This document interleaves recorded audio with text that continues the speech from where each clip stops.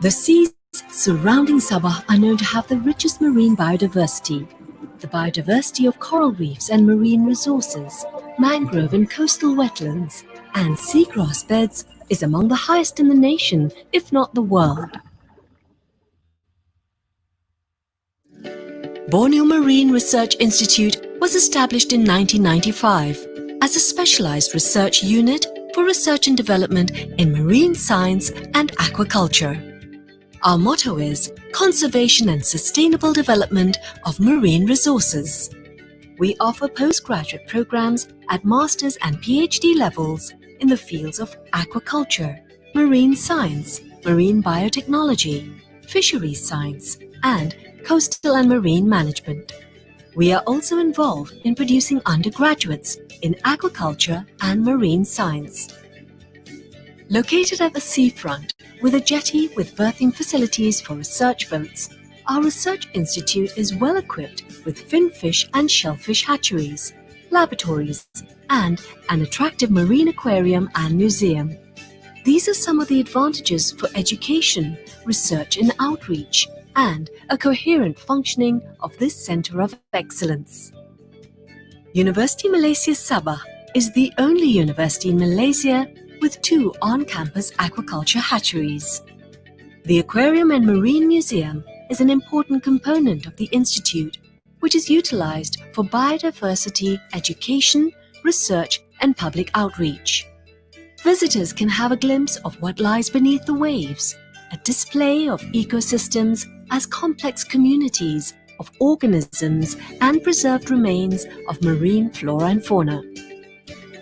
We are equipped with several research boats and diving facilities for ocean studies.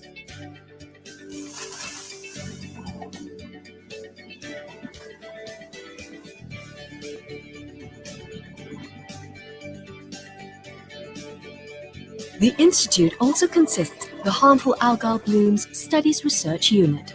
The focus is on multidisciplinary research with the aim to assist the Sabah government in prevention, control and mitigation of harmful algal blooms.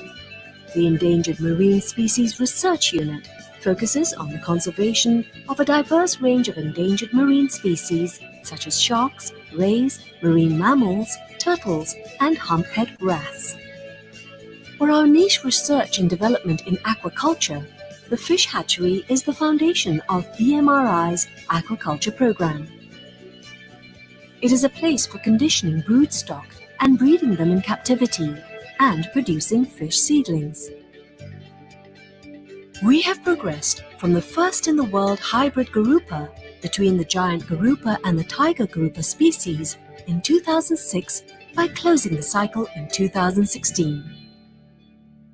The shrimp hatchery focuses on the research for commercially important crustacean species such as lobster, giant freshwater prawn, tiger prawn, and mangrove crab. In 2016, our hatchery has achieved a significant milestone in shrimp aquaculture research, where we have successfully bred the mangrove crab of Scylla tranquibirica. The crablets are important for commercial crab farming and to restore the natural resources through stock enhancement programs. Rakan Aquaculture is a unique program for knowledge sharing related to aquaculture between the university and industries. We are also committed to serve the community by way of developing human resources and welfare of the coastal community with an ongoing stock enhancement activity program. Through international networking, our institute has jointly established the UMS Kindai University Aquaculture Development Center, both at UMS and Shirahama Fishery Station, Kindai University, Japan. We will continue to forge networking and collaboration with institutions that share interest in our research programs.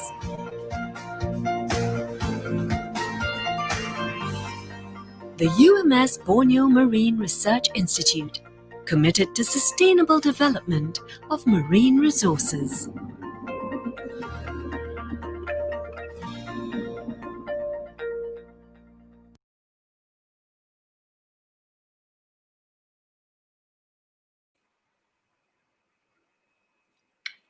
Hi, Okay, thank you very much for the corporate video. I'm the moderator for today's Ocean Talks. My name is Dr. Teruaki Yoshida. Just call me Teru. And I'm happy to be able to share with you viewers out there regarding the most recent research and what kind of work we are carrying out here at Borneo Marine Research Institute. The objective of this Ocean Talks is for us to get to know the latest research that is being carried out here in BMRI, and also to spark maybe some interest to the public and also awareness to the public regarding what the oceans, what kind of problems are being faced by the oceans today. So, without further ado, I'd like to introduce our panelists.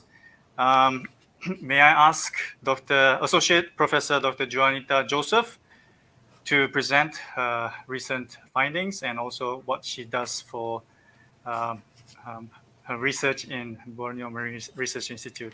Before that, I'd like to introduce Associate Prof. Dr. Juanita Joseph. She is a sea turtle biologist and conservationist, and she obtained her PhD in sea turtle molecular ecology from the University of London. Her research focused mainly on the nesting and hatching success, genetics and health of sea turtles, and she joined BMRI in 2018. So the presentation title is Sea Turtle Research at the Malaysian Coral Triangle Area. So let's welcome Dr. Juanita Joseph. Thank you, Dr. Teru. Salam sejahtera, selamat petang, happy World Ocean Day and Coral Triangle Day to everyone. Before I start my presentation, I would like to share a video showing my research and the activities that I've been doing to save sea turtles in Malaysia. Enjoy the video.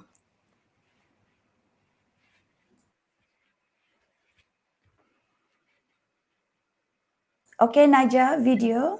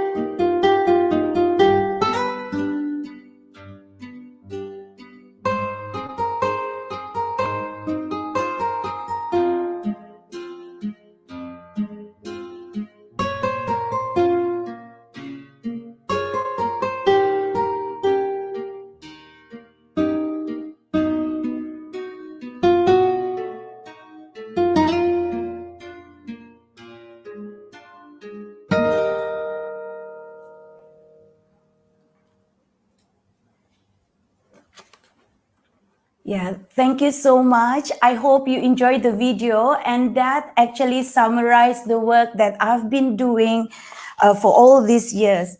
And today I will share my screen. And today I will share about the work that I'm currently doing at the Malaysian Coral Triangle area in Malaysia. And this is the life cycle of sea turtles. They use few habitats, and at the moment in Malaysia, the information that we know majority are from the nesting beaches, and currently all the nesting beaches is protected, and we have improved the conservation and hatchery techniques. About 30% studied had been done at their feeding grounds. However, limited study is known once we release the hatchlings back to the sea. So in the future, our research will focus more on this area. And in order to conserve sea turtles, we need to protect all these habitats. And I've been using genetics technique to study the sea turtles in Malaysia. Since 2003, I've been studying the genetics of sea turtles at rookeries, at nesting beaches.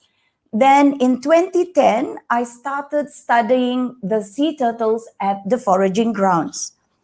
We know now that the major nesting beaches in Malaysia, there are genetically different from each other, meaning that we need to conserve each of these nesting rookery. And we also know the natal origin or the source stock for each of the foraging ground that we have studied, but so far we only studied Brunei Bay, Tun Sakaran Marine Park, and Sipadan Island. Let me share the results of the mixed study mixed study for Sipadan waters. So our genetic results show that the turtles that feed in Pulau Sipadan, sorry, I couldn't play there is actually I couldn't play So turtle from Turtle Islands, let me just check because I couldn't play the animation, but it's okay. So turtle from Turtle Islands, 51% will use Sipadan Island as their feeding at Sipadan Island. And we also have turtles from Micronesia. I'm very sorry, I couldn't play the animation in this Google Drive. So turtles from Micronesia and Palau, about 28% of the turtles, they are also using Sipadan Island. And from Eastern Indian Ocean as well, through our study, about 8% of the turtles are feeding at Sipadan Island.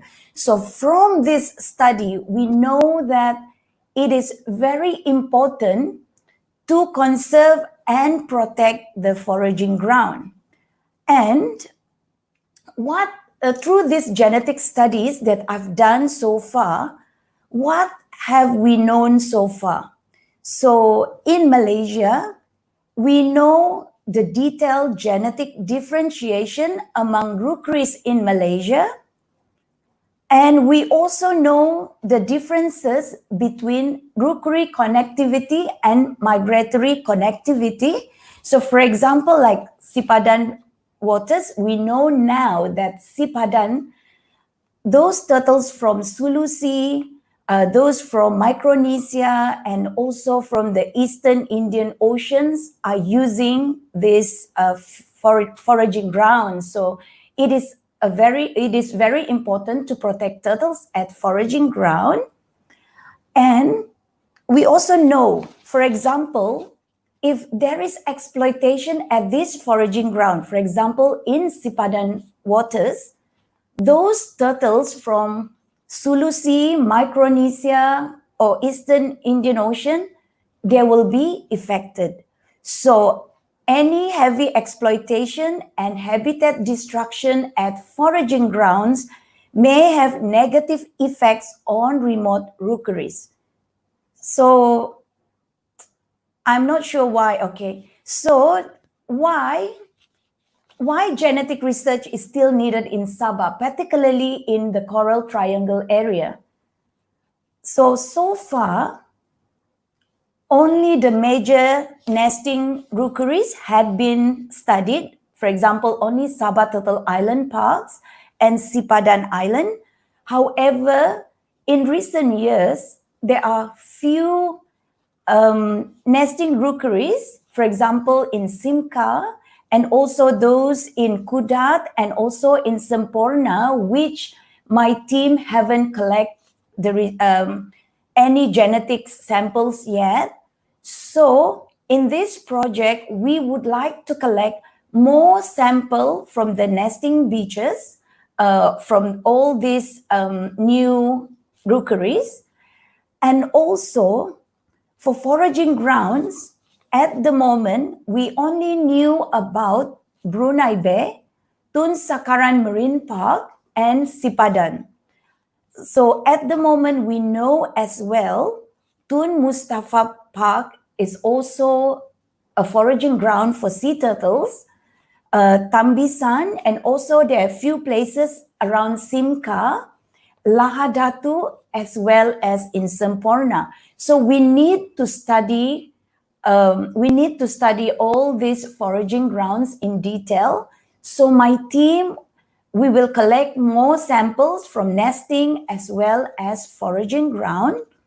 And why do I have to do health study? Because at the moment, very limited information about the wild sea turtles at their foraging grounds in Malaysia. So hopefully by doing this study, especially at the Coral Triangle area, we will obtain more results or more informations about sea turtles, either at their nesting beaches or at foraging ground. So in order to conserve and protect them, we must protect all the habitats that used by sea turtles during their life cycle. And for this research, it is funded by the Chinese Asian Maritime Cooperation Fund, also funded by the Borneo Marine Research Institute Coral Triangle Initiative Research, and also by the Fundamental Research Grant Scheme. That's all for me today. Thank you so much.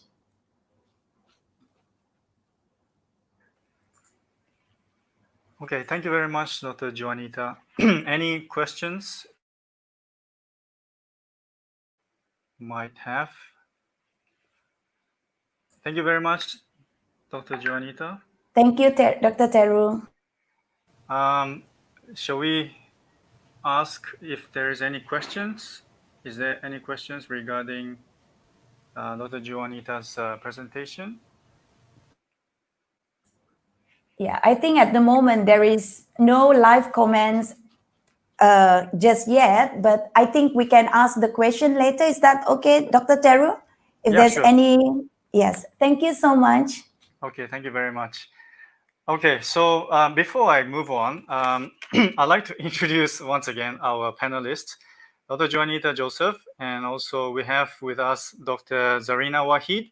She's a coral reef ecologist. Associate Professor Dr. Balu Venmati Maran. He's working on jellyfish right now, jellyfish in Sabah coastal waters. And we also have Dr. John Madin. He's a senior lecturer in BMRI, and his expertise is on tropical marine ecology, especially benthic organisms. And we also have Dr. Muhammad Tamrin Muhammad Lal. He's expert in fish diseases, aquaculture diseases, and also microbiology and marine biotechnology. So May I remind the panelists that we have 10 to 15 minutes of presentation for each panelist. And also, after this, we might take, if there are any questions, we might ask you to answer those questions later.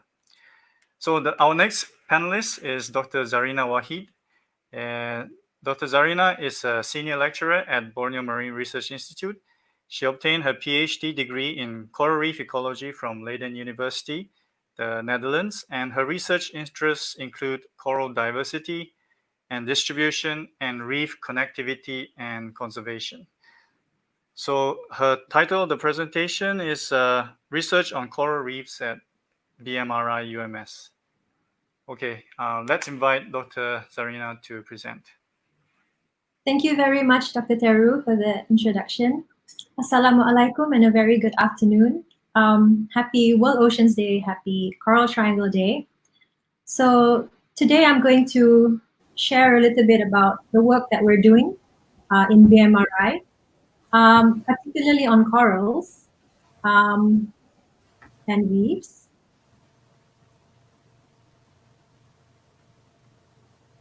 Is my screen, I hope my screen is showing right now. So I would like to say that the work that we're doing on coral reefs, I mean, I do have other colleagues who also work on reefs or reef-related organisms, such as Dr. Mabel and her students who work on reef fish, such as Davis and Farhana. So it's just that our team are mostly, or my team or our team, me and Ali, we are mostly looking at corals specifically. And we already know that corals are very important ecologically as well as economically, but yet they are highly threatened by many factors. So this map shows the distribution of coral reefs in Malaysia. So the reefs are indicated in orange here, and in red, there's a red line running across North Borneo and down south here in Kalimantan. So this area towards the right side of the map is the Coral Triangle area. And this dotted blue line is the CTI implementation area, which are the 6 country, which includes the borders of the 6 implementation countries. So from this map, you can really see that there seems to be a lot more reef concentration towards this side of Malaysia, although we do see that there are some patches of reefs down here in Tioman, the Tioman group of islands, Pulau Tinggi, and up here towards Terengganu as well. So zooming in, we can see that the reef distribution is concentrated mainly on the east coast of Sabah, in the Semporna area, as well as the Kudat area.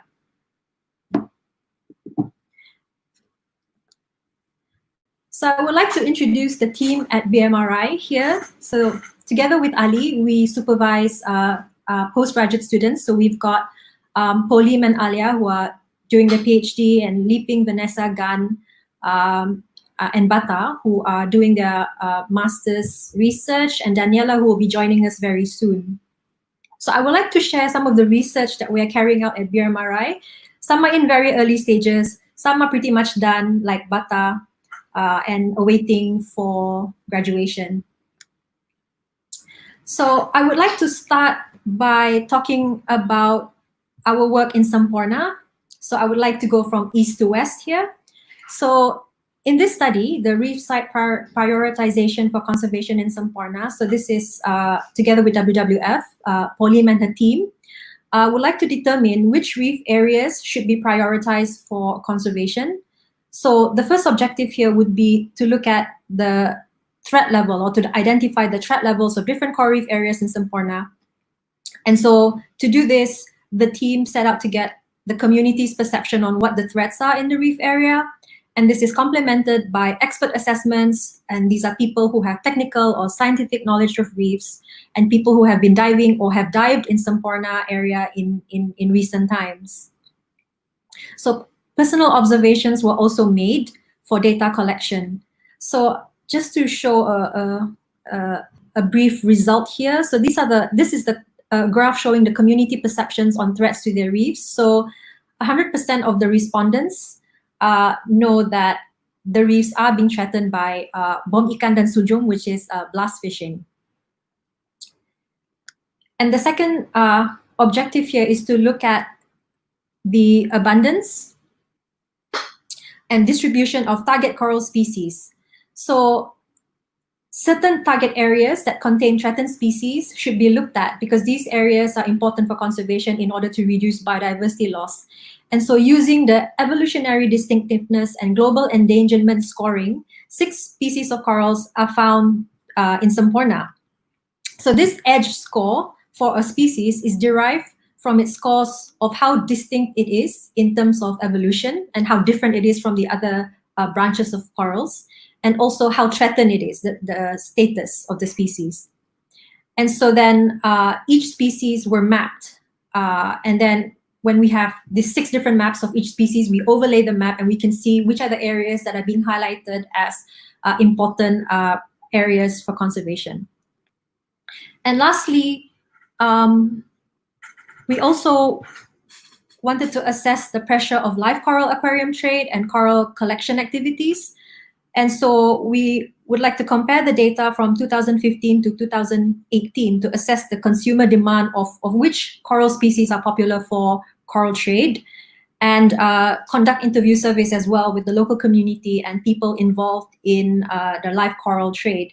And from the preliminary assessment, we found that the highest number of corals collected for export are Euphilia and Acropora. And in this photo here, these ones are examples of Euphilia corals. So still in the Semporna area,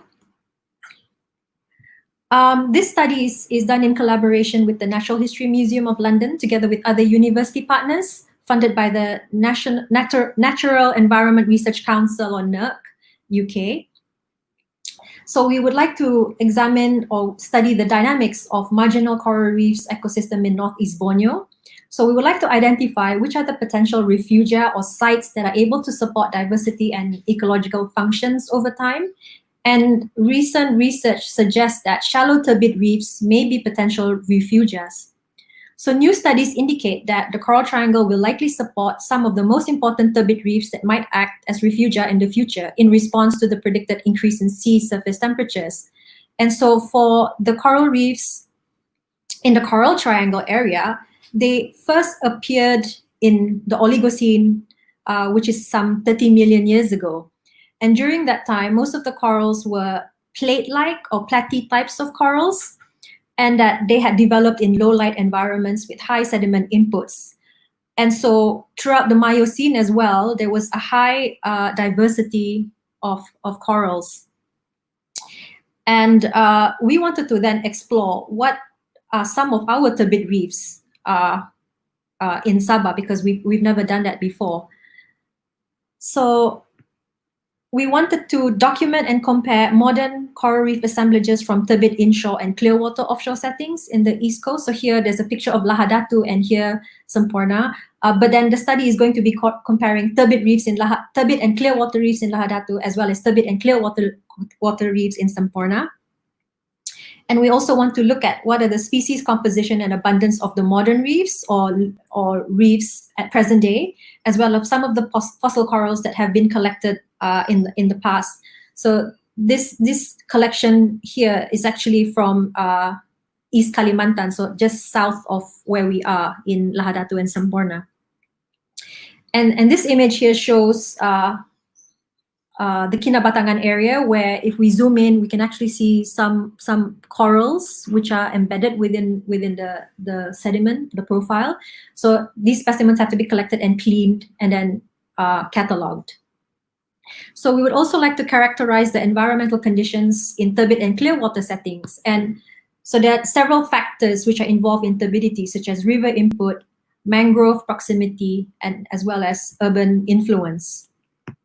We expect that the corals in turbid settings will be different from those in clear water settings, and that we think that the dominant coral taxa would be similar in modern endofossil corals in turbid settings, which would suggest that coral assemblage remains resistant to change throughout time and have the potential to act as refugia for reef biodiversity. And this video here shows what it looks like when we survey corals on turbid reefs in Lahadatu. So moving on to Sandakan, in the Sulu Sea, we are looking at the sexual reproductive patterns of scleractinian corals at Langkayan. And sexual reproduction is one of the most important processes for the persistence of reefs because it maintains the coral population and it supports evolutionary processes. And knowledge of coral reproductive biology is important for us to know. And so for broadcast spawners or corals that spawn, release eggs and sperms into the water column, synchronization and timing is very important in determining the success of fertilization. So in this study, we wanted to look at the reproductive cycles and characteristics of scleractinian corals, selected species. We also wanted to document the spawning event itself, and also to record and relate environmental variables that may influence reproductive timing in scleractinian corals. And from previous observations, we found that the corals spawn primarily between March to May, especially in April, and there's another second event in October. And that spawning occurs between 6 days before the full moon up to 5 days after the full moon, with more occurrences between 1 to 4 days after the full moon.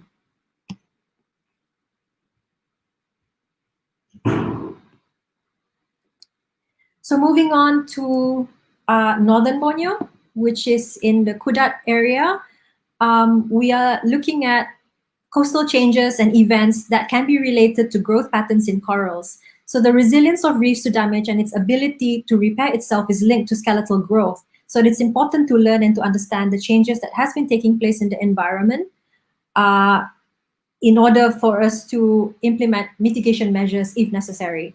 And coral cores can provide a record of change in the surrounding area as well as a record of growth. So in this study, we wanted to investigate the growth rate and patterns of corals in Marudu Bay. And we wanted to examine the gradient or variation of coral growth rate along the inner to the outer bay, and as well as assess the changes in environmental factors, so events, and its relationship to coral growth.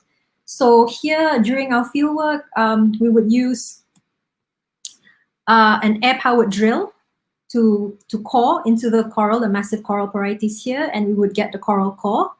And then the coral cores will be slabbed, and then we get slices of coral cores. And if we put it under UV illumination here, we can actually see the banding. And the banding here indicates the growth of the coral. And each one band here would represent a year's worth of growth for this particular coral. And this example here is actually not from Marudu Bay, the one under the UV illumination. So this example is from Sarawak, where you can see very clear bandings, because Sarawak gets major flooding events. And so the bandings indicated here are actually meaning that the corals contain high humic acids. So moving on to west coast of Sabah, last year was the first time I've ever been to Mantanani Island, and we were invited by Sabah Parks for an expedition to explore Pulau Mantanani. So we documented the diversity of corals while the Sabah Park team assessed the reef status. So we looked at diversity because it is important in the sense that every species has a role to play in an ecosystem, and the loss of these species may have significant influences on the whole ecosystem. And having high diversity makes organisms and systems more resilient to changes. So we found that in just 4 dives, we documented 105 species of hard corals, 10 of which are new records for the west coast of Sabah. We found intact reef systems, but there is a threat from blast fishing, and there was a news piece just yesterday about blast fishing and ghost nets on Mantanani Island, so that's really sad. We think it's one of the best reef complex on the west coast of Sabah and should be protected. And so with just 4 dives, we're finding that we're discovering or recording new species at every dive. So we definitely need to go back and do more dives and more observations of the corals there. So finally, we are at KK. And Spangar area is the area where we do most of our studies because it's so close to where we are in UMS. So in this study, we wanted to estimate the coral diversity of Spangar Bay. And these are the areas that were chosen for the study. So we wanted to also compare the coral cover and genera found within the area and also study the influence of water parameters and sediment towards the coral cover and genera. So here we find that, this graph here shows that from the innermost part of the bay to the outer part of the bay, we can see that there's definitely less coral cover in the inner bay, which is these two areas, Spangar Bay as well as near UMS, as compared to the areas which are further away from the bay. And the similarity test also indicates the same thing, that Spangar Bay and the UMS area has the types of corals which are most different from the other areas or the outer reef areas in KK. So we also did a bit of habitat mapping. So we wanted to know if we are not able to collect data in situ in the field, would we then be able to just take a lot of photos, come back, reconstruct the image, and then assess the images? So the photos, a lot of photos had to be taken from many, many angles of the reef, and then it was reconstructed into a 2D map, which is then processed to become a 3D map. And then eventually we get an image where if we zoom in, we can actually identify what are the corals or invertebrates that are found on the reef. So it is possible to do this, but then we found as well that it does take a lot of time for us to spend on the reef taking a lot of photos from many, many angles. And this is an ongoing study, and we would like to explore more and try to improve our methods in habitat mapping. So coral recruitment is important to sustain coral reefs. So we wanted to assess the distribution and diversity of juvenile sclerotinian corals, which means after they've recruited on the reef in relation to coral health. And we also wanted to assess the possible effects of natural or anthropogenic stresses, such as diving and snorkeling and blast fishing towards sclerotinian coral recruitment. So we selected several sites within the Tunku Abdul Rahman Park in KK, and we looked at these parameters, and we found from this preliminary assessment that there was higher abundance and diversity of hard coral recruits at sites with higher live coral cover and high coralline algae cover, and frequently visited sites with high boat traffic, recreational activities such as snorkeling and diving, and sites that are covered with unstable substrates such as rubble and sand had less abundance and diversity of juvenile coral. We also examined the effectiveness of artificial reef structures within KK area, as very little information is available on what lives on artificial reef areas. So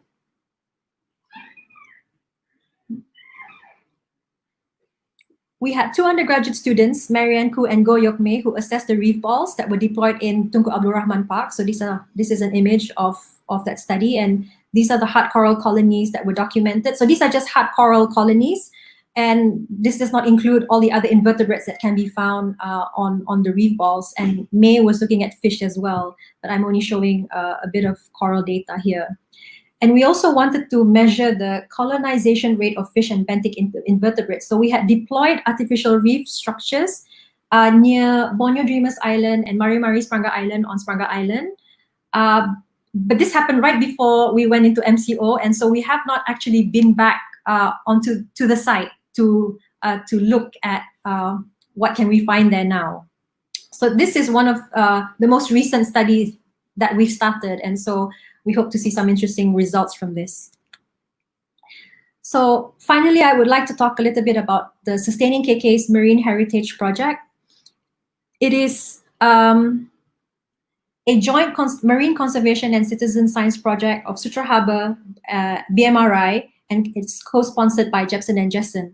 So the purpose of the project is to establish a representative baseline data on the biodiversity and condition of the coral reefs in the KK waters, and primarily looking at shoreline, beaches, plankton, and reefs. So this project is actually together with Dr. Teru, who is looking at the plankton, Dr. Juanita, and Dr. Cheng An, so a few of my other colleagues looking at the shoreline and beach profile, not beach profile, beach combing activities.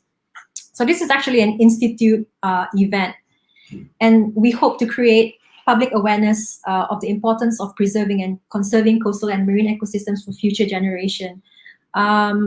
I think with that, I would like to end my presentation for today. So this is just some of the few research that we're doing at BMRI, and I'm not able to cover everything that we do here, but I hope it gives an overview of what we are doing in the various different parts of Sabah. Thank you very much.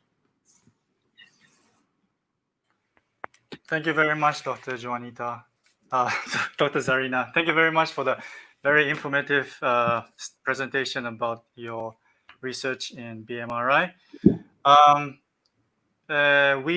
told that we have questions for Dr. Juanita, but shall we answer the one question while the topic is still fresh in our minds? Or shall we bring it to the end of our session?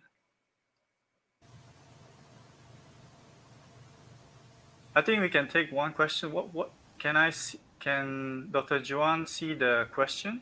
Yes, I can see. Yeah, the question from Michael Tan. Are there any important places in Sabah not yet protected that should be protected to protect turtle populations? So in Sabah, it is actually very good.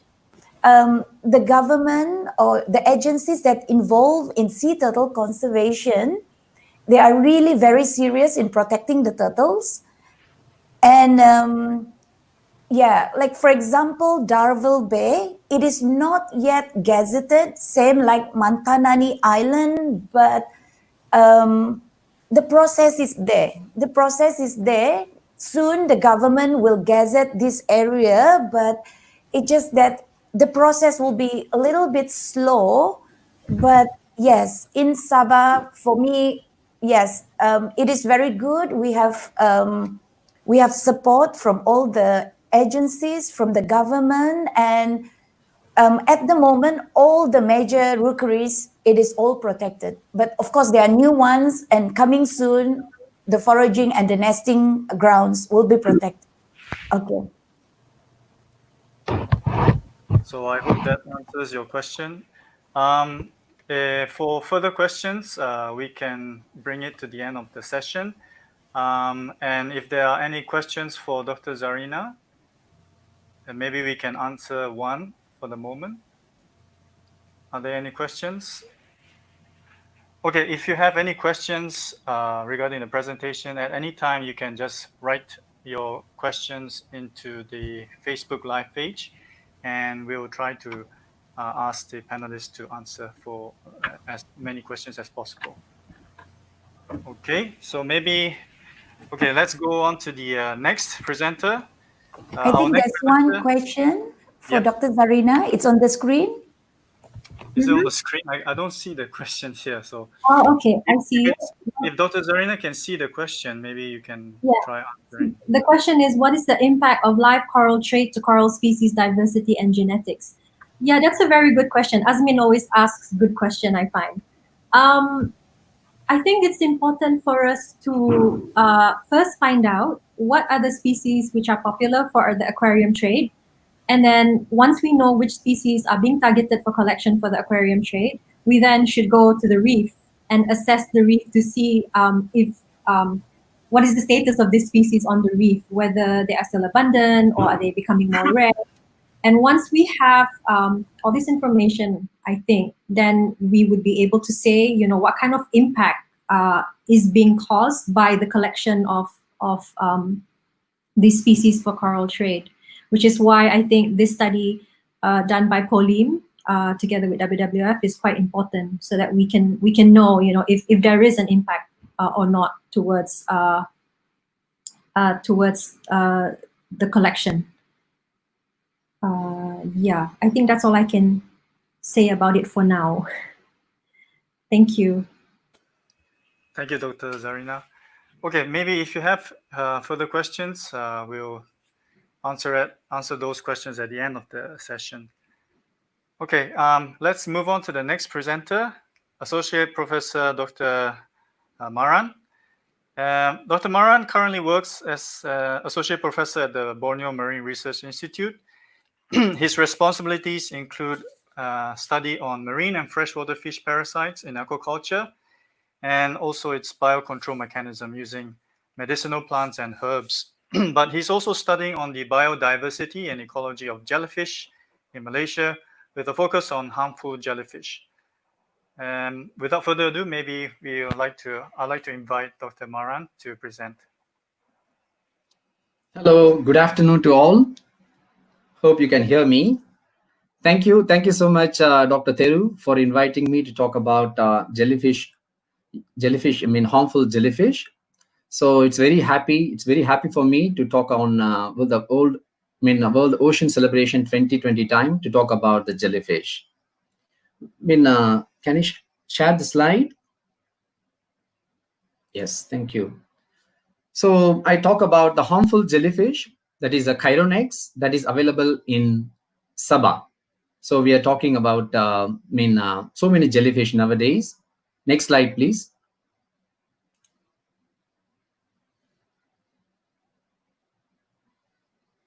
Next slide.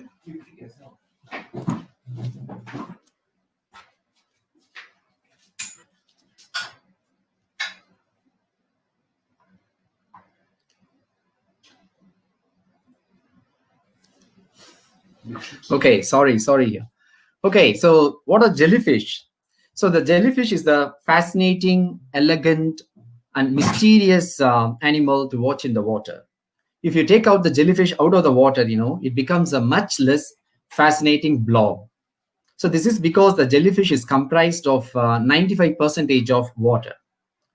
And jellyfish which lacks the brain, no blood, no heart. So they are pretty simple critters. They are composed of 3 layers in the body.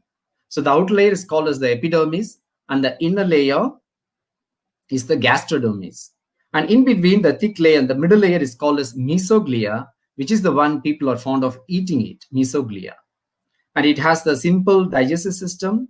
It acts as both the stomach and intestine, with one opening for both the mouth and the anus. And it also has an elementary nervous system, or nerve net, we can say, which allows the jellyfish to smell, detect light, and respond to other stimuli. So these simple invertebrates are members of the phylum Cnidaria, which includes creatures such as sea anemones, sea whips, and corals even. So like all members of the phylum, the body parts of a jellyfish radiate from a central axis. So it has a radial symmetry, which allows the jellyfish to detect and respond to food or danger from any direction. So it can move at any direction because of that radial symmetry. And this jellyfish, they have the ability to sting with their tentacles. While the severity of the stings, it can be varied from species to species. So now we can see one by one. So this is the jellyfish, which is considered as a harmful one. Chironex yamaguchi, Physalia physalis, Sandaria malayensis. These 3 are considered as a harmful one, which is available in Malaysia.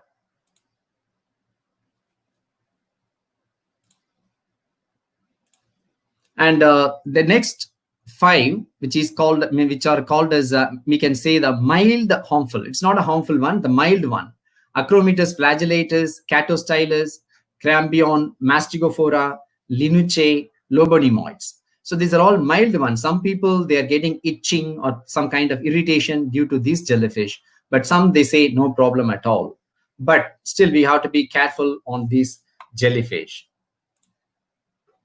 And this one, we have 8 or 9, that is Aurelia species, Aquaria, Anomalariza, Shavi, Bero, Cassiopeia, Mastigias, Netostoma, Philorhiza, and Thysanostoma. These are all like there is any harm, no problem at all. And sometimes these Aurelia and Lobonemoids are considered as edible one. People are eating it in many other, especially in China and many countries, they're exporting these jellyfish to China. And aquaria, it is having a protein that is called GFP, which is considered as an important protein to find the cancer for the cancer patients. So which was discovered in 2008 by Dr. Shimamura from Japan, and they got the Nobel Prize for this work.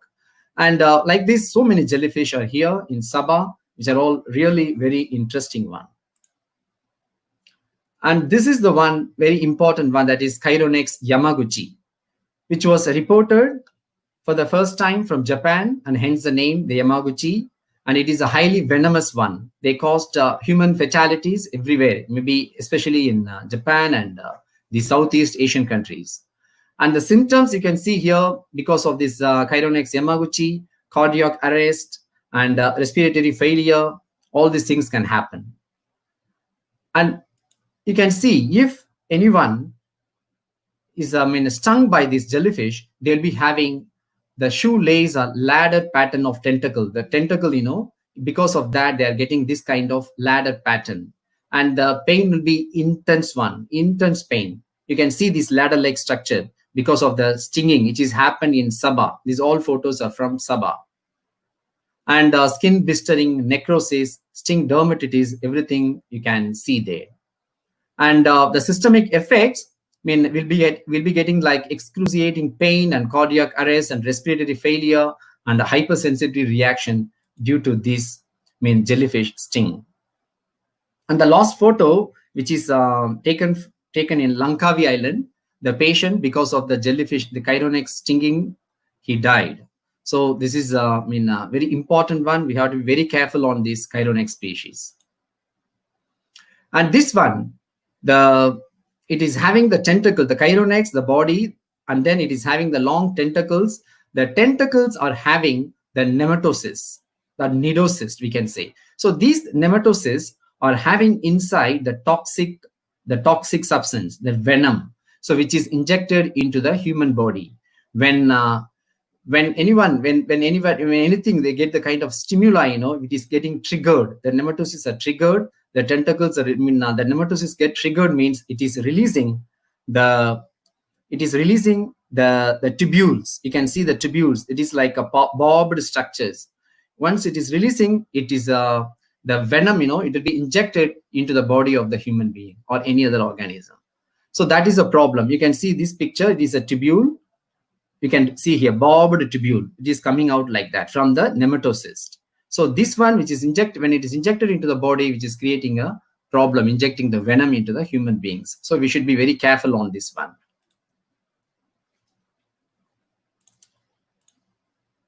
And you can see this video. The tubule is coming out because of the external stimuli. So this is the nematocyst taken from the Chironex, looking under the microscope. And we just put the ethanol, and because of that stimuli, it is releasing that venom, through that bobbed tubule. It is like a harpoon-like structure. It is coming out from this tubule. So when it is coming out, it is injected directly into the human skin, and it is releasing the venom, and immediately they're getting the pain, and all kind of trouble is coming. So you can see here, all kind of, this is a tubules. So this kind of these stinging cases, it is happening in Sabah nowadays. So this is a chirotropid, you can see. And this case recently found from Papar. He is you can see his leg full of this ladder-like pattern of this jellyfish sting. And in Pulau Sepi, that girl dies from jellyfish sting. It is in Kota Kinabalu in 2004. And in 2013, a Japanese boy, he died because of the jellyfish sting at Kota Belud. And you can see here, this full of Chironex. Chironex we can see from Kudat. So it is a complete blooming at a particular season, especially this picture, I think it was taken in June by Dr. Zarina. So you can see a lot of these Chironex are there. It's very unusual one, not common. You cannot find it everywhere. And in Sandakan, we have this case recently. This case happened the last month. So because when he was entering into when he was cleaning the boat, and unknowingly he touched something and it was stung. And he didn't know what happened to him. Then immediately he went to the hospital and he got all kind of this kind of, the stinging pattern, the pattern. Just seeing the pattern, the doctors, they send me the picture and then they will send the sample to identify whether it is a jellyfish or some other stinging case in ocean. So we can able to understand because of this pattern style, whether it is a Chironex or some other genus or some other thing like that. So this kind of report, now it becomes a popular and we are reporting in the newspaper. Last year, I think it happened, jellyfish invasion. A lot of jellyfish we found, and that is the photo is the Chironex species, which was published in the Star. And we also discovered a new species of Chironex. So in the first species of Chironex was Chironex fleckeri. It was identified from Australia, and later Chironex yamaguchi, identified from Japan. It is found everywhere here. And then later in 2011 in Thailand, they found the Chironex Indra saxagiae. And after that, there is no any new species. Now we predict this as a new species, Chironex jesseltonensis. And because based on all molecular, morphological pattern, it completely differs. And we are doing the molecular work to confirm the species. And the sting happens, we have to be very careful. So here are some of the steps which is published. We are giving the information to the newspaper to publish it so that it will be very useful for the people. Those who are going for the beach, beach goers, they should be very careful on this one. So if something happens, stung cases, jellyfish sting occurs, then immediately you have to get out of the water.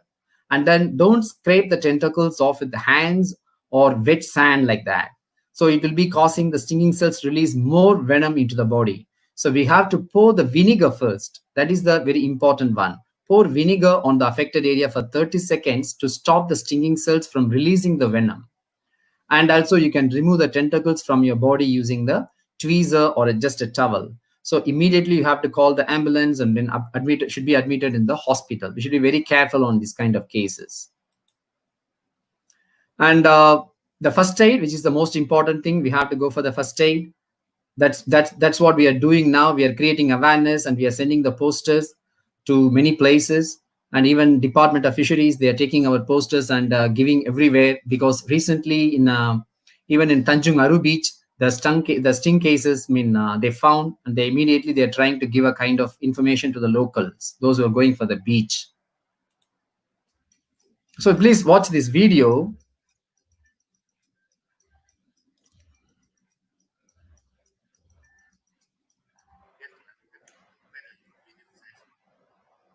You can see the jellyfish, which is a translucent one. You cannot see easily.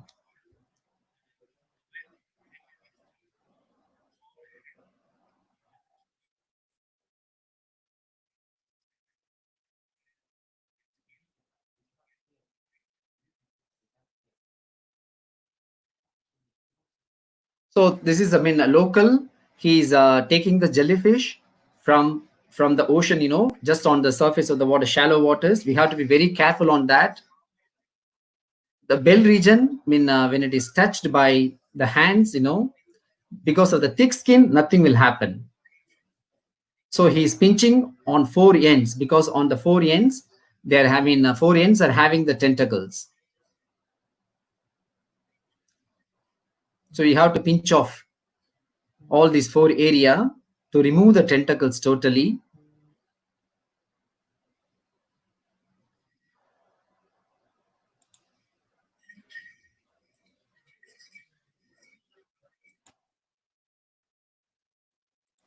So after bringing the jellyfish, now you can see he's trying to eat it.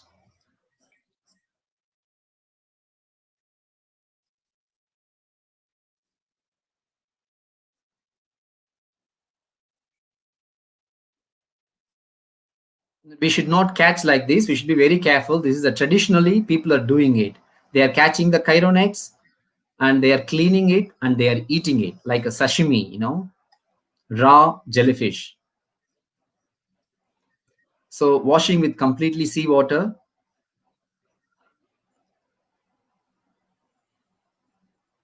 and applying lemon, lemon and chili.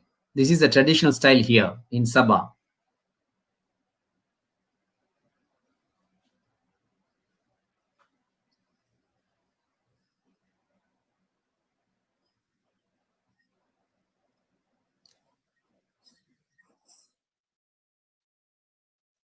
So to have the fresh jellyfish, after applying these limes and chili, immediately you have to taste it. That's what they say.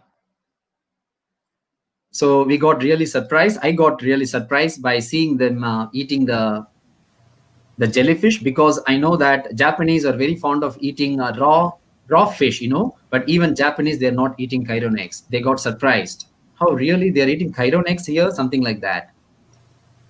So this is a traditional style here in Sabah.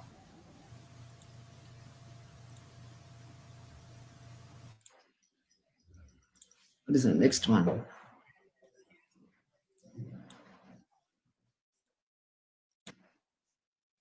The next slide is showing the turtles. They are very fond of eating the jellyfish. You can see this jellyfish, plenty of jellyfish in the ocean. They can go and spoil the net fisheries. Big problem in the fishing. For the fishing people, it's really a big problem. But the main predator is the turtle.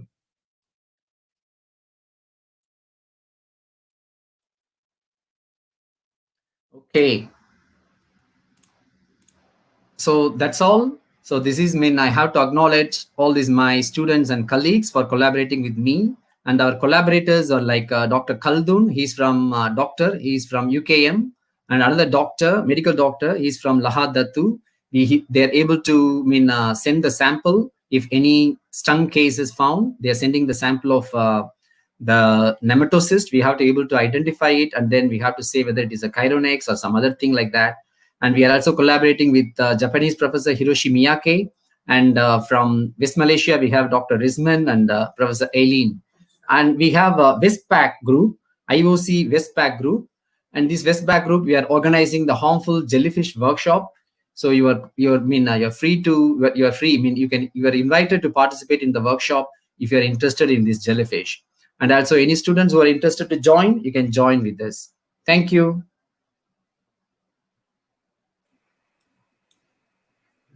Okay, thank you very much, Dr. Maran, for a very informative presentation about jellyfish in Sabah waters. Once again, thank you very much, Dr. Maran. Thank you. Okay, so I'm told we have one question for Dr. Maran. So I think you see the question here on the screen. This jellyfish can have any impact to human activities other than from health aspect. Yeah, that's a human activity, especially the fisheries, for the fisheries. So many problems it is happening. Mainly it is happening because of the eutrophication. So when excess of nutrients occur, the jellyfish blooming started, and the whole food web analysis, the food web is spoiled. So the jellyfish, it is eating the zooplankton, and when it is eating the all microorganisms, the juvenile fishes, they don't have anything to eat. So it causes a big problem in the ecosystem. So it has many other effects apart from the health problem. Okay, I hope that answers your question. Meanwhile, if you have any more questions, keep them coming. Just write them down in the Facebook Live page, and we will ask the panelists to try to answer every one of them later after the session. Okay, without waiting, we would like to go on to the next presenter, Dr. John Madin. I'd like to introduce Dr. John. He's a senior lecturer at BMRI, and he obtained his PhD from Universiti Malaya. Expertise is on tropical marine ecology, and today he's going to share us a little bit about the marine mammals in Sabah waters. So, Dr. John, if you may. Thank you very much, Dr. Teru. Hello, good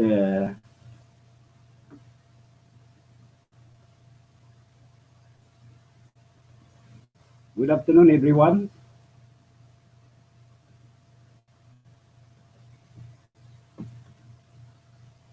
The title of my presentation today is a bit informations on the some of the information on the diversity of marine mammals and also the stranding data recorded from at least 2011 until the 2020 within the Sabah waters. Yeah.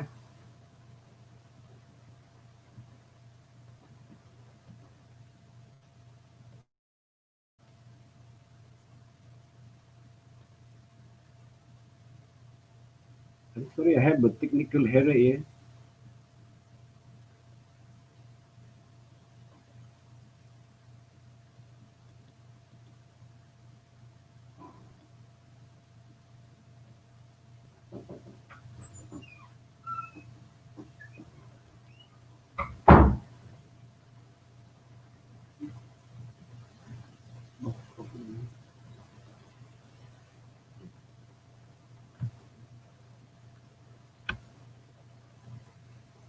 Dr. John, are you okay?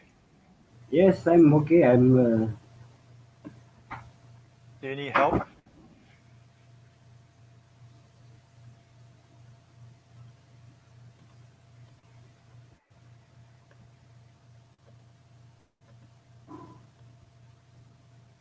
So everyone can see the title of my presentation. Yes. Okay.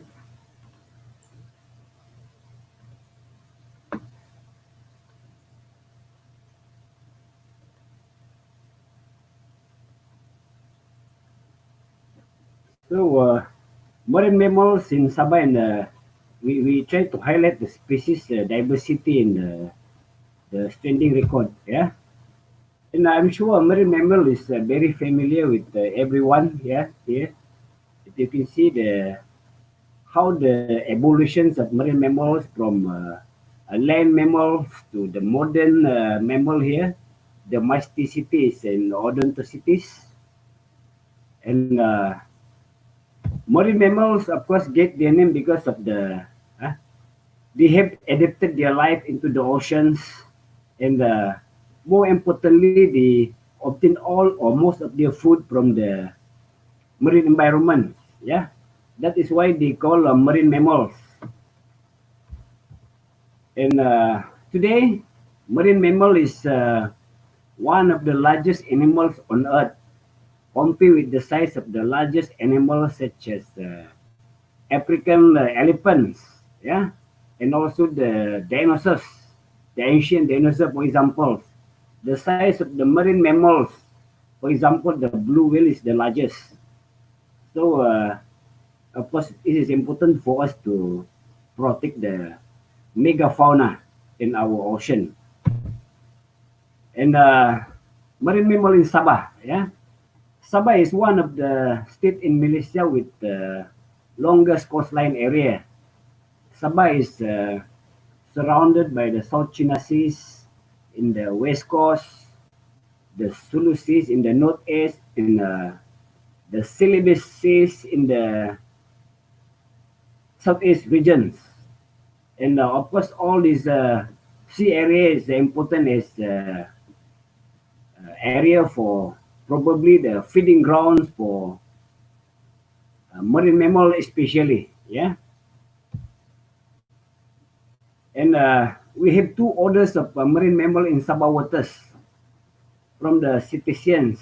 The first one, we have this odontocities, suborder of odontocystis, which is include all these dolphin, porpoises, while we also have this mysticitis, is probably a transient species.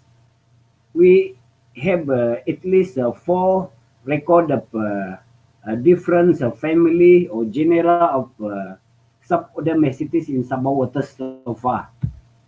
And also the Sirenians, yeah, the dugong. Dugongidia is one of the species of Sirenians that also occurs in Sabah waters. But recently, to to find this animal is very difficult. Yeah.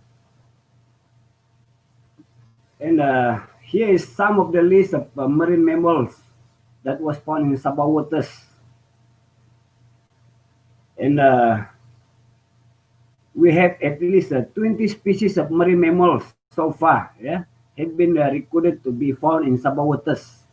And most of these cetaceans or marine mammals belong to the Odontocetes, which about 16 species.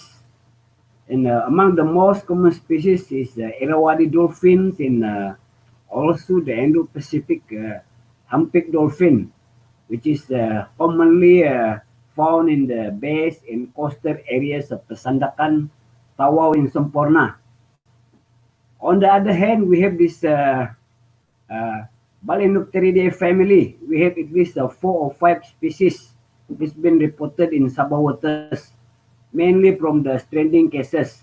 We have these fin whales, blue whales, bright whales, and also the sea whales. Yeah.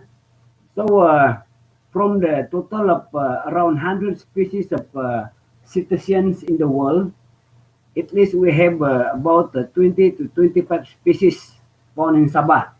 Yeah. Around 16 to 25 species of dolphin and about 4 to 5 species of myceticis. And we move on into the stranding and mortality of marine mammal in Sabah. Yeah, I'm sure everyone also familiar with the word of stranding of marine mammals.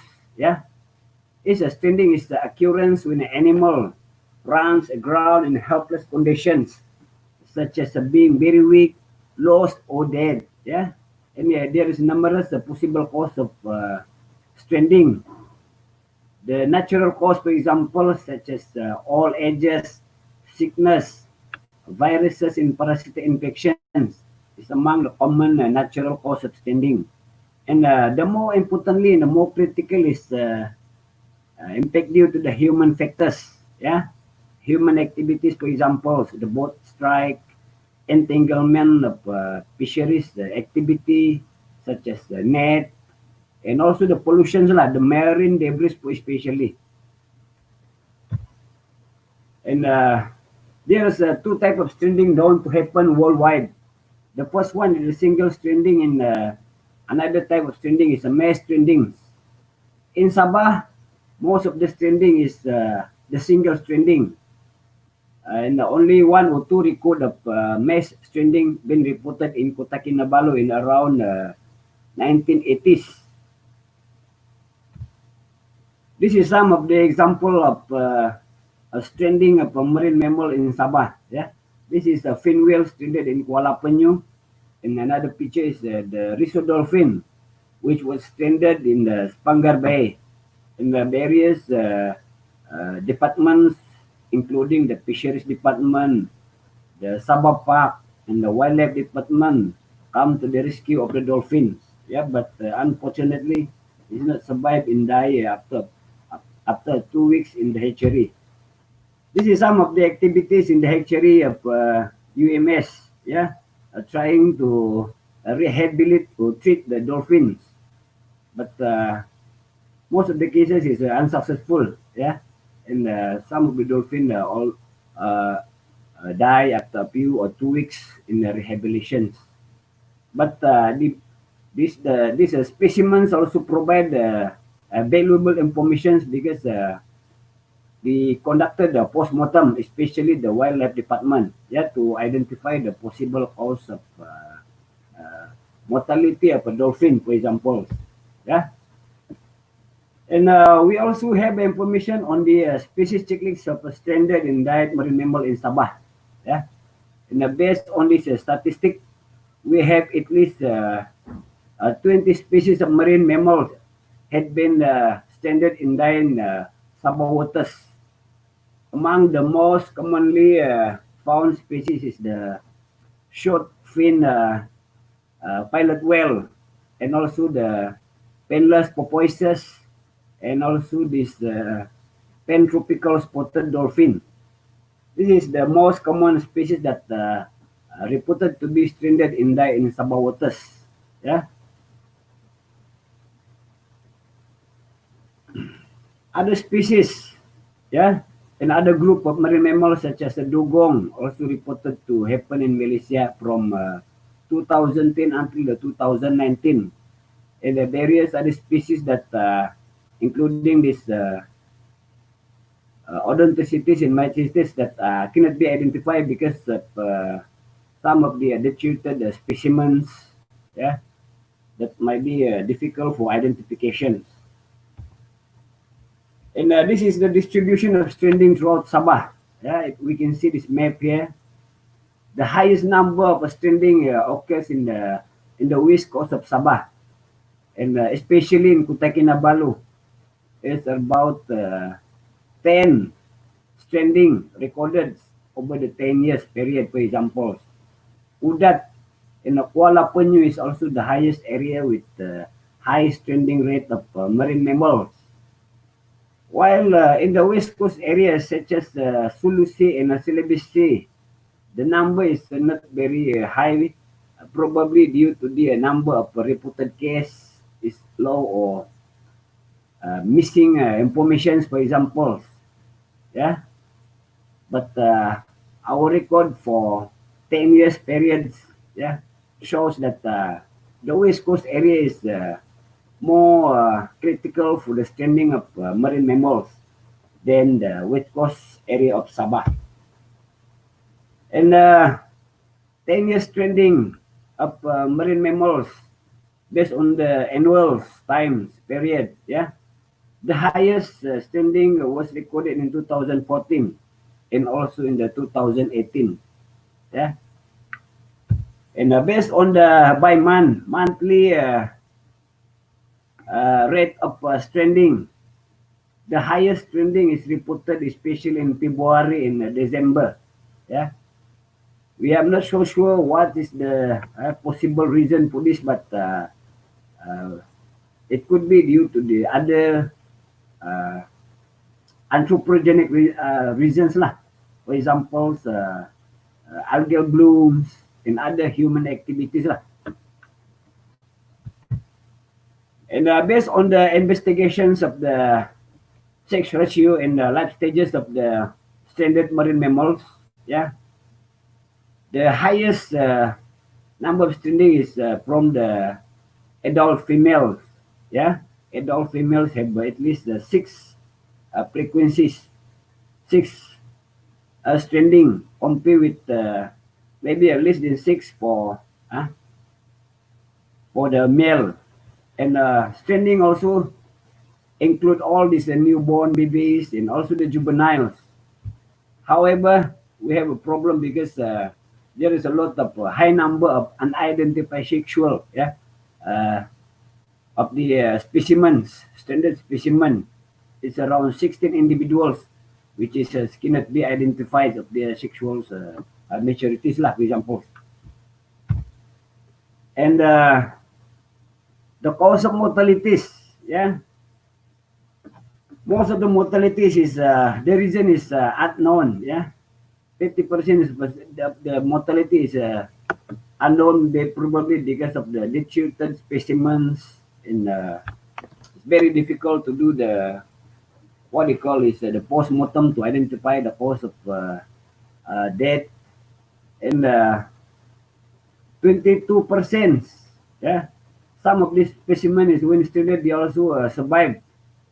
20% of them are released back to the ocean and they survived, yeah. And around 10% of the stranding is caused by these anthropogenic factors, especially the what they call is the marine debris and also the fisheries activities lah. For example, the strike by a motorboat, for example. So based on our stranding timeline from 2010 until 2019, yeah, there were a total of 41 individuals of marine mammals had stranded along Sabah coastline, and total of 21 marine mammals were alive during the time of stranding. And unfortunately, only 9 out of these 20 have been successfully released to the sea. Yeah, this is simply because of we have no equipment to properly release this animal back to the oceans, to the sea. And there is total of 29 mortality of marine mammals during the 10-year period. And 3 marine mammals were also found dead during the stranding, but information on the condition is unavailable. Yeah, I like to highlight here to the audience that most of the marine mammal in Sabah waters and also in Malaysia is protected, yeah, because they are threatened marine species in Malaysia, and especially those who directly in contact with, frequently in the marine environments, fishermen and other activity in the oceans. Please be aware that all marine mammal, the dolphins and the whales, the baleen whale is protected under the Malaysian law. Yeah, that's all for me. Thank you very much. Okay, thank you very much, Dr. John, for your overview on the marine mammals in Sabah. There's one question from the audience. Hi, I'm Michael Tan. Is there any reasons there is imbalance between male? The ratio of male and females is we cannot confirm the exactly the reasons for this imbalance lah. Yeah, Mr. Michael Tan, but based on our observations, the female is much higher than the male, and it could be because of the some of the female specimen is found to be pregnant during the stranded, yeah, and this is also possibly the cause of the stranded lah, yeah.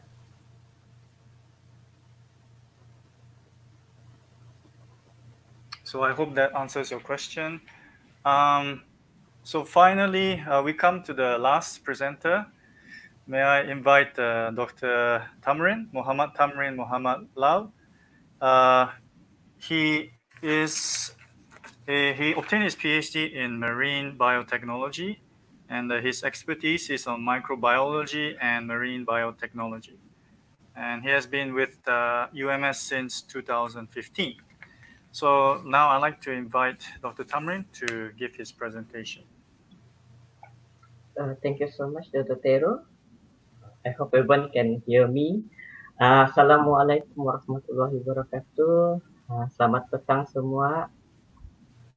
Okay, kita sebentar.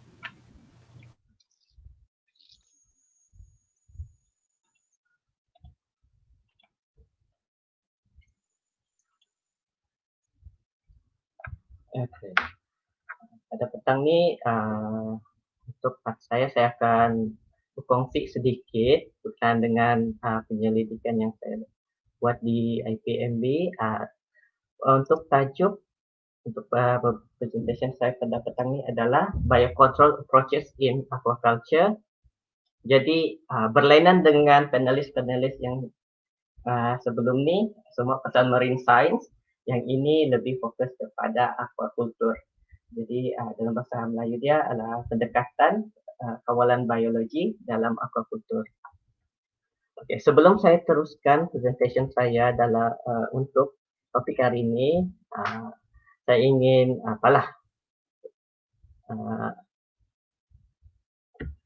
introduce myself first.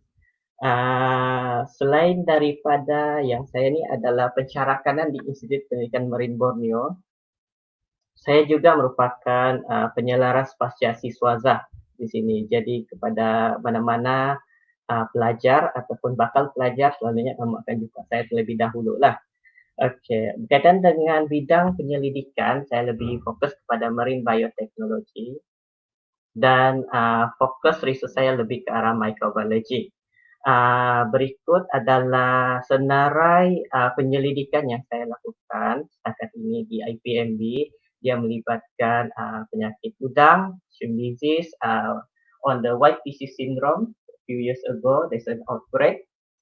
Then lebih ke arah probiotic, which is a bacteriocin producing bacteria, and then a bit of on the antifungal activity of seaweed extracts, and then juga berkaitan dengan jangkitan ulat pada lava ketam, dan akhir sekali yang current research adalah on postbiotic.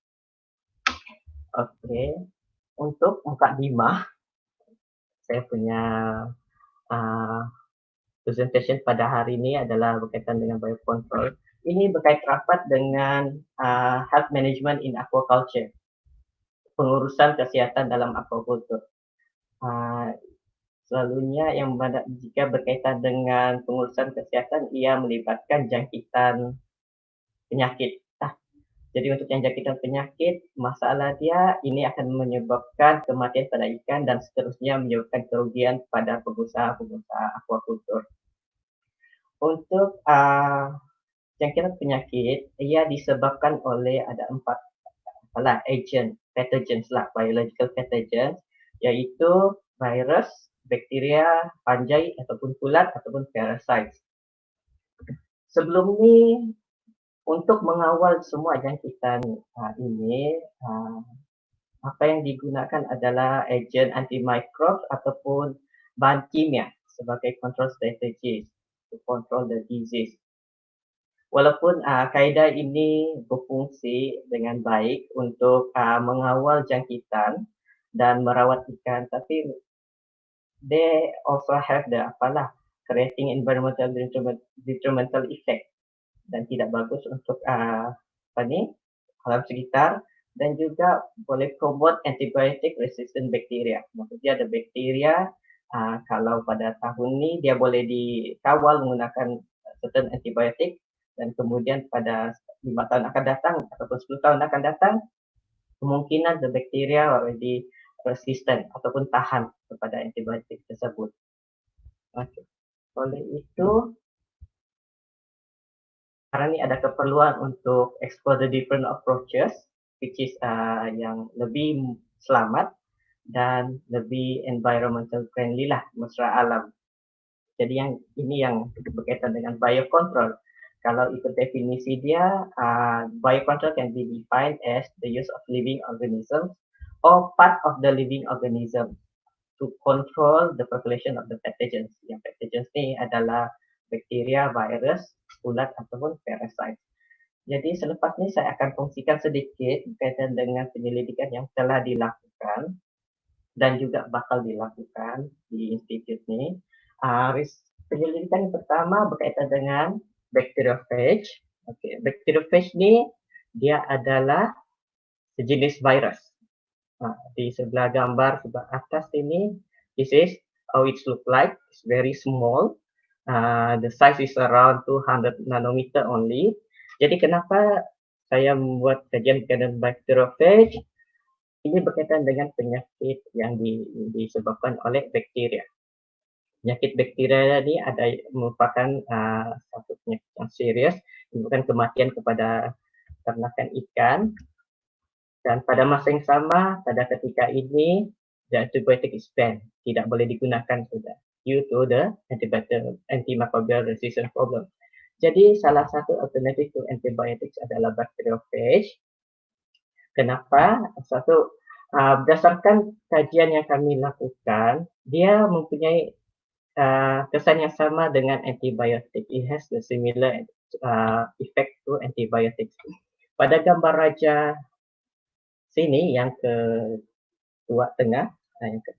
bagian tengah kiri, ini adalah kesan antibiotik pada bakteria yang dikulturkan pada dalam petri dish.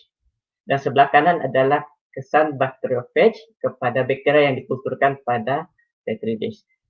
Seperti yang Anda lihat, memang kesan dia sama, kedua-dua boleh membunuh bakteria. Yang kedua, apa yang kami temui adalah bacteriophage ini dia highly specific. Maksud dia cuma target that particular pathogen only. Kalau dibandingkan dengan antibiotik apabila digunakan, dia akan mematikan semua jenis bakteria, termasuklah bakteria yang baik untuk ikan ataupun udang. Jadi kalau menggunakan bacteriophage, bakteria jahat saja yang akan dimatikan, manakala bakteria lain tidak diganggu. Okey. Dan seterusnya kami dapati bahawa virus ini juga able to tolerate various environmental stress pada suhu tertentu, even until suhu 40 darjah Celsius, virus ini masih boleh survive lagi. And then lastly is non-toxic to aquatic animals. Kami ada cuba suntik virus ini pada ikan, dan kami dapati ikan itu tidak adalah menunjukkan simptom-simptom yang dia berpenyakit. Jadi berdasarkan findings from this study, kami dapati bahawa bacteriophage ini boleh dijadikan alternatif antibiotics. Dan kepada siapa-siapa di luar sana, if you are interested to know more about our study here about the bacteriophage, please go to this link. Ini adalah senarai artikel yang kami terbitkan di IPMB yang berkaitan dengan bacteriophage yang kamu boleh baca. Okay. For next research is about seaweed extract. Yang ini pula berlainan sedikit sebab dia berkaitan dengan jangkitan kulat pada lava ketam. Di UMS kita ada membuat pembenihan ketam, dan masalah yang dihadapi untuk yang pembenihan ketam ini adalah masalah jangkitan kulat. Jika Anda lihat pada gambar di atas sebelah kiri, ini adalah lava ketam yang sehat, dan kemudian yang sebelah kanan ini adalah lava ketam yang telah dijangkiti oleh kulat, dan kulat yang macam rambut-rambut ini adalah the hyphae of the fungus lah. Jadi selepas kami berjaya isolate to fungus, rupa dia macam ni lah di dalam petri dish. Jadi untuk yang current practice to control these fungal infections, we use the formalin untuk disinfect. Jadi menangkan mengikut reputasi formalin ini sendiri mungkin yang menyebabkan harmful to human. Jadi ada keperluan juga untuk mencari alternatif to this formalin treatment. Jadi yang pilihan yang kami ada setakat ini adalah menggunakan ekstrak dari seaweed extracts. So inilah contoh seaweed yang kami guna, Caulopa lentirifera, plasto, banyak di tamu-tamu. Jadi based on our study in antifungal effect of the seaweed, the result shows that it able to inhibit the fungal hyphae. Kalau mau tahu fungal hyphae itu macam mana? Yang ini, yang macam rambut-rambut ni, this is the hyphae. Jadi dengan adanya seaweed extract bila bercampur dengan fungal di dalam makmal petri dish, kami dapati bahawa fungal hyphae is inhibited lah. And then pada masa yang sama kami ada juga cuba on the production of fungal zoospore.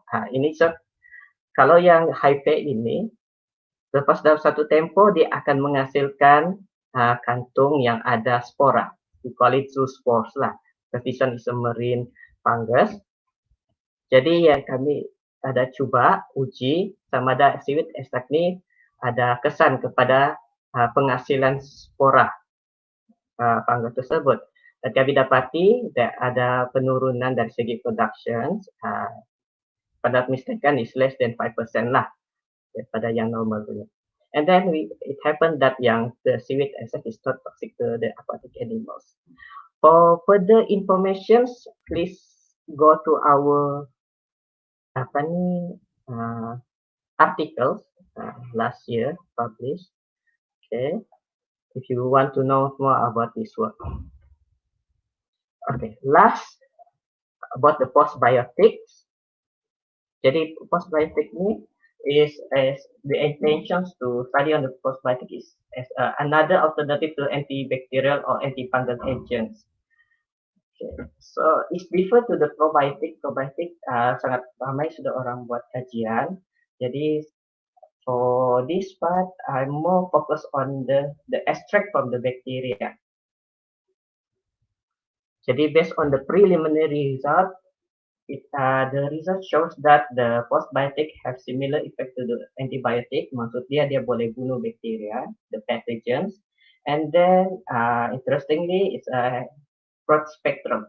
Bila cakap pasal broad spectrum, maksudnya dia boleh bunuh banyak jenis pathogen, bakteria lah, bakteria.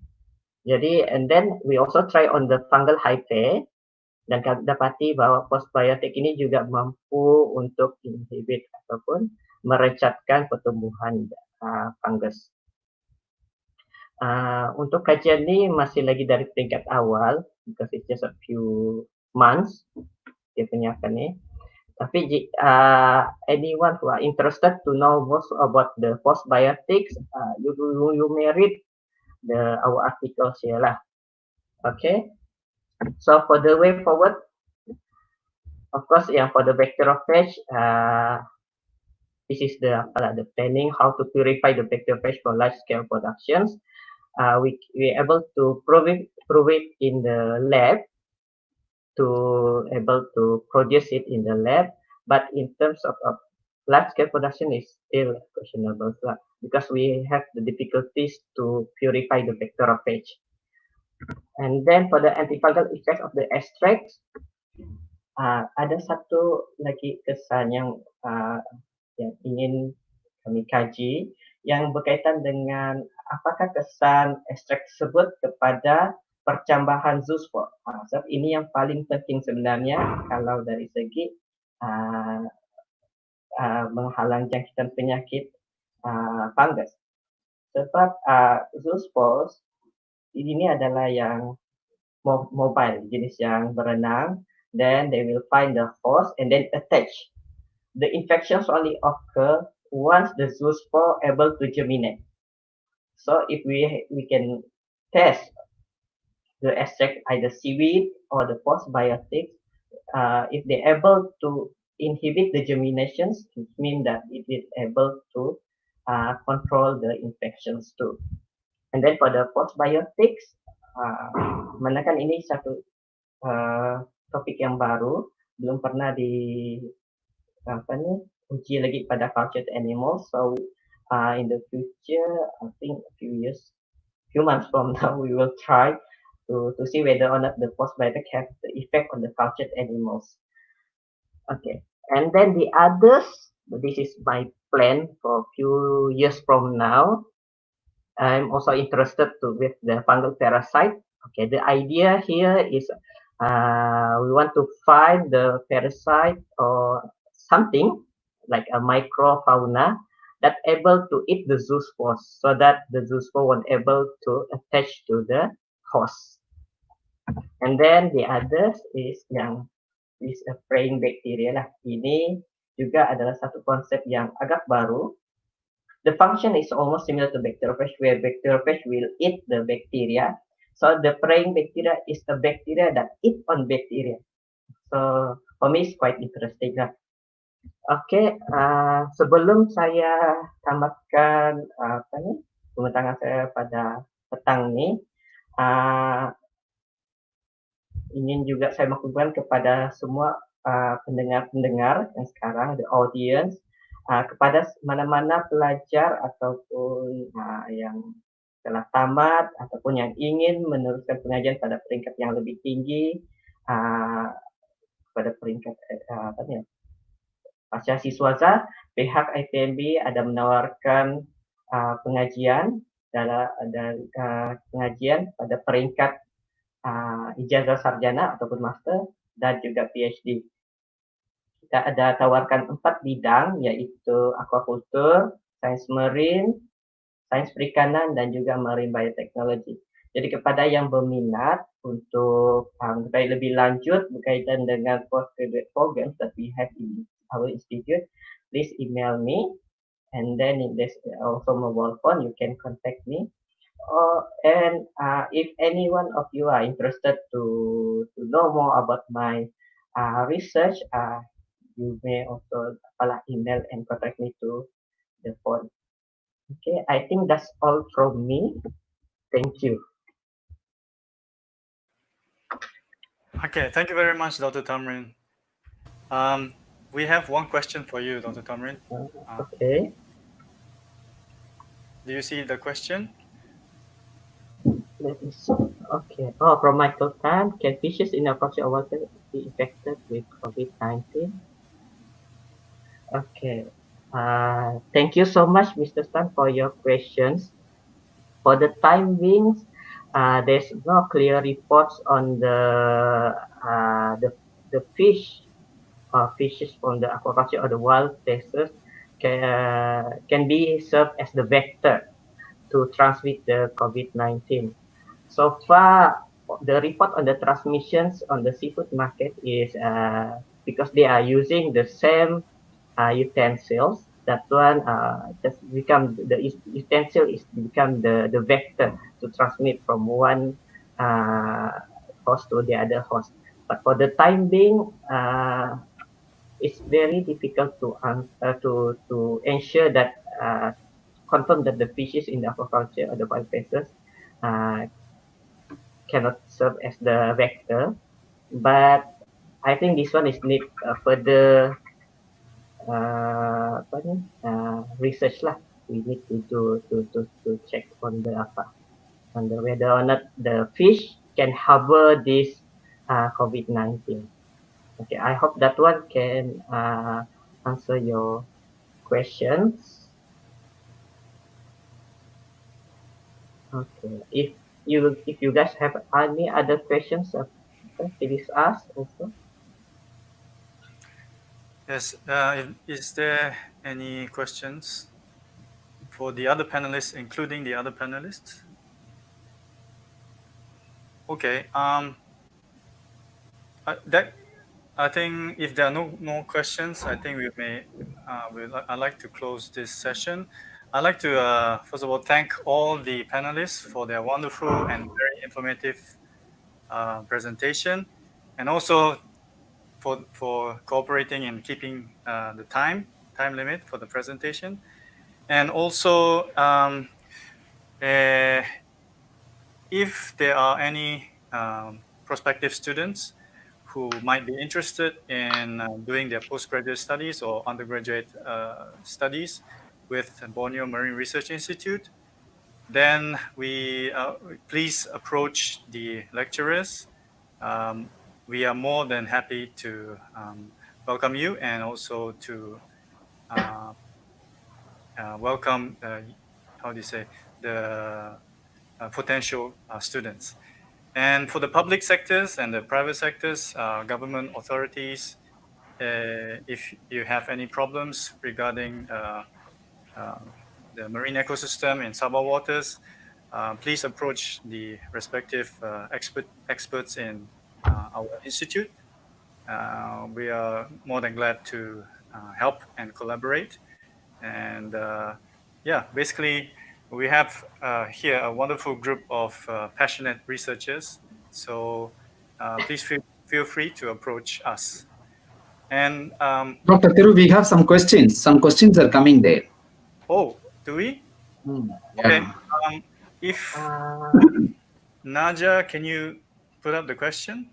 Yeah, question to Dr. John Madden. How Okay, serious is marine mammal stranding in Sabah? How serious is marine mammal? Hi, Siti. Marine mammal stranding is considered serious because we have average 5 or 4 individual stranding per year. And this is what we have the data. But I'm sure there is a lot of unreported data from especially in the East Coast area, in other area, in remote area of Sabah. So it could be very serious also. So conservations should be taken to protect this animal. especially due to the human activities lah, for example. Okay, thank you, Dr. John. Any more questions? There's one question on fish bombing. Naja, can you put up the question?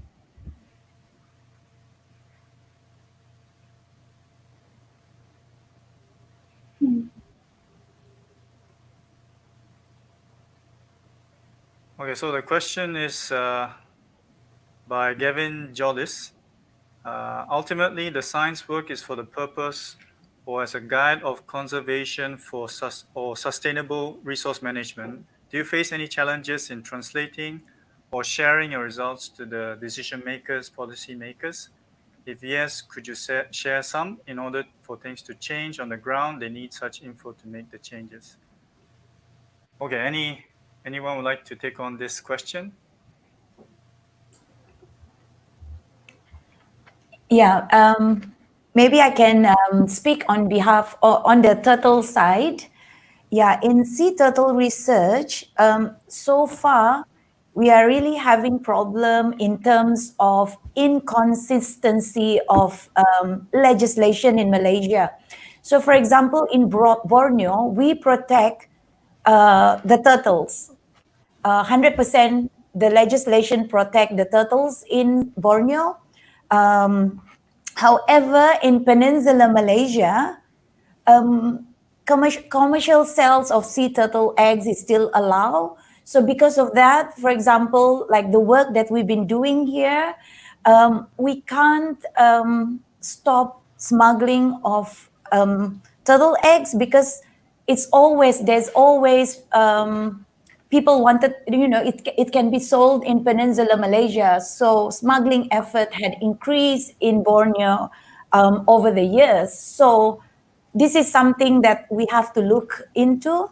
And so policymakers, we need to have a consistent law in conservation in Malaysia, not only for sea turtles, but other marine animals and marine habitats. Yeah, that's from me. Any other panelists who would like to share your opinions or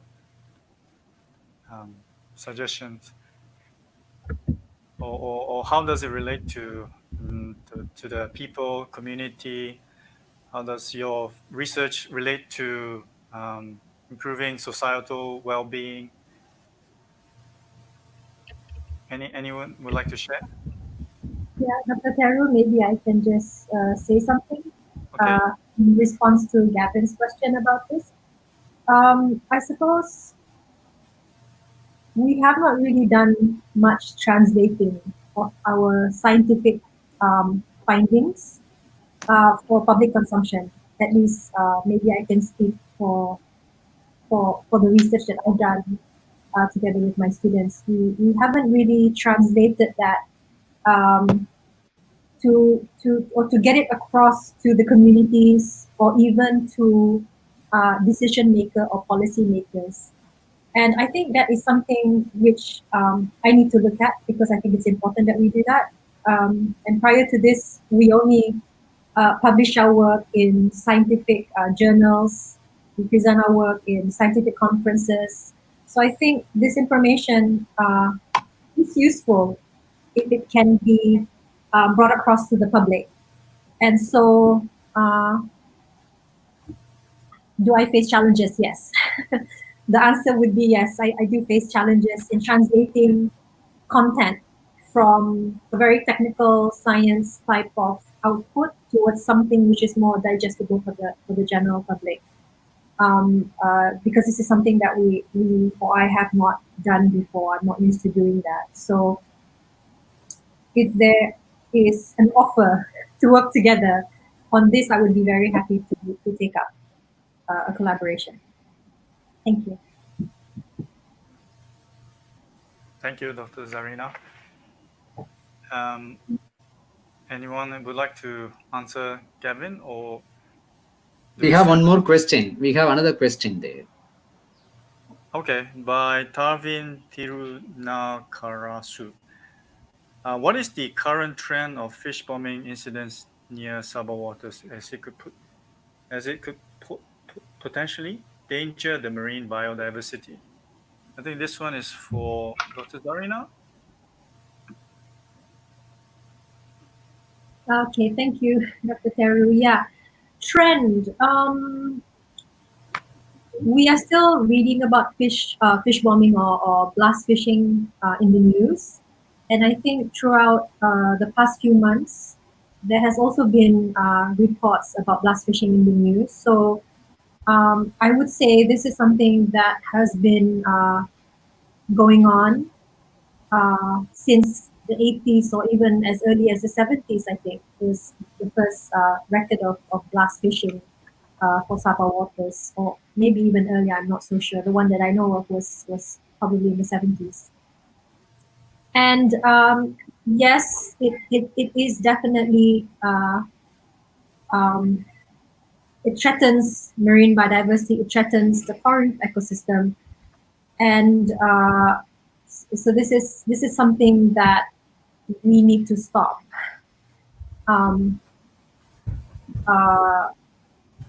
From happening, because it definitely does destroy reefs. It destroys pretty much everything, and it takes a very long time for these reefs to recover after a blast event.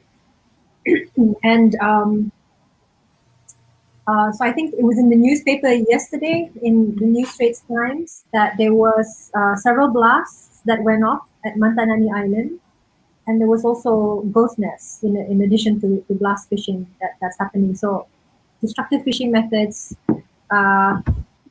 is something which is quite serious, I think, in our waters, which definitely needs attention. So I think that pretty much answers the question, right? Thank you, Dr. Zarina. Any other questions? Do we have any other questions?